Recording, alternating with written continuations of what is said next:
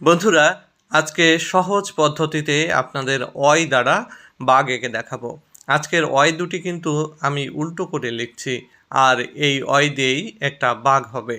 এবার পেছনের অয়ের এই বাহু থেকে বাঘের একটা পা একেবারে সর্বপেছনেরটা একদম পিঠ পর্যন্ত উঠে যাবে এবং এইভাবে পিঠ আঁকা হয়ে যাবে। এবার আমরা সুন্দর করে বাঘের লম্বা যে ল্যাজটা থাকে বাঁকানো, সেই ল্যাজটা এঁকে দিলাম। এই ল্যাজটা এঁকে দেওয়ার পরে আমরা বাঘের যে পেছনের আরেকটি পা থাকে সেটি আমরা এঁকে দিচ্ছি। বাঘের সামনের যে থাবা থাকে সেই থাবা আমাদের প্রত্যেকটাই এঁকে দিতে হবে এবং সেখানে কিন্তু এইভাবে নখের অংশগুলো থাকে। এবার পেট এঁকে দিতে হবে। পেট এঁকে দিয়ে আমরা পেছনের পাটাকেও কমপ্লিট করে দিলাম এভাবে। এবার আমরা বাঘের গায়ের কিছু ডোরাকাটা দাগ দিয়ে দিচ্ছি। বাঘের গায়ে কিন্তু অনেকগুলো ডোরাকাটা দাগ বা কালো দাগ থাকে, যে দাগগুলো আমরা ডোরা দাগ বলে থাকি বা ডোরা কাটা। আপনাদের অঞ্চলে কি বলে সেটি কিন্তু আপনারা আমাদের কমেন্টে জানাবেন। এই কালো দাগগুলোকে আমরা দুপাশ থেকেই এটা দিয়ে দিচ্ছি। এরপরে আমরা সামনের একটা পা এভাবে এঁকে দিলাম, ভাঁজ করা যে পাটি রয়েছে। এরপরে আমরা আরও একটি পা এঁকে দিব সামনের। এখানে বাঘের থাবাটা কিন্তু ভালোভাবে আমাদের দিয়ে দিতে হবে। এরপরে নখগুলো দিয়ে দিতে হবে। এবার বাঘের গায়ে আমরা আরও অনেকগুলো কালো দাগ এভাবে দিয়ে দিচ্ছি।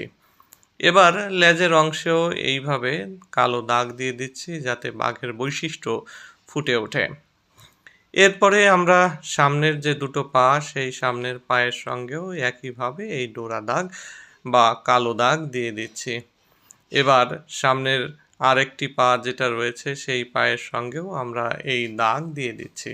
আমরা দাগগুলো একটু তির্যকভাবে দেওয়ার চেষ্টা করছি, কারণ এর মাথা দিকটা একটু সরু করে দিচ্ছি। এটাই তির্যক ভাব। এটা কিন্তু বৈশিষ্ট্যটা বজায় রাখলে বাঘটা দেখতে সুন্দর লাগবে।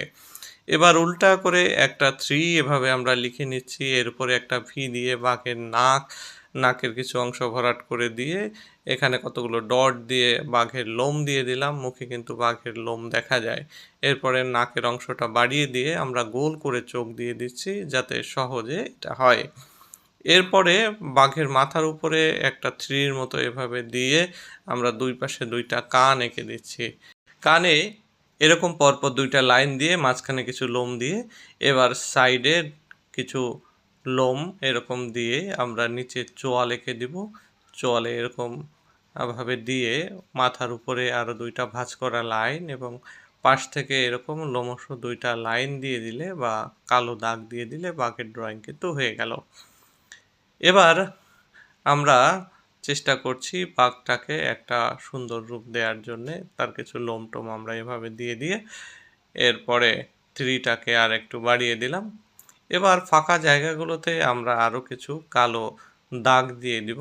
বন্ধুরা, আজকের বাঘ আঁকা কেমন হয়েছে সেটি কমেন্টে জানাবেন। ভালো লাগলে লাইক করবেন, কমেন্ট করবেন, শেয়ার করবেন। আর নিয়মিত এরকম ভিডিও পেতে চাইলে অবশ্যই আমাদের পেজটি ফলো করে রাখবেন।